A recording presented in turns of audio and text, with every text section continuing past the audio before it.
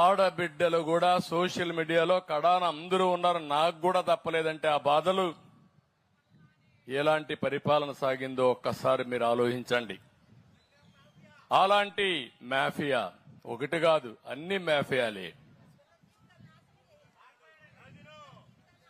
మామూలు కాదు, వీళ్ళు అంతా ఎక్కడ దొరికింది అక్కడ దోచేసుకున్నారు.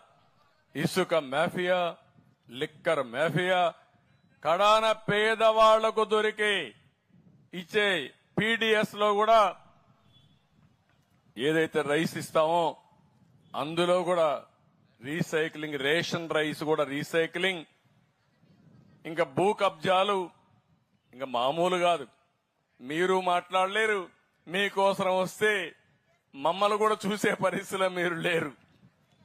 అలాంటి క్యాసినో మా తమ్ముడు చెప్తున్నాడు, క్యాసినో ఇక్కడ ఆడిస్తే ఇదేంటి మరి చేస్తున్నారంటే దానిపైన దాడి అన్ని మనం చూసాం. బూతులు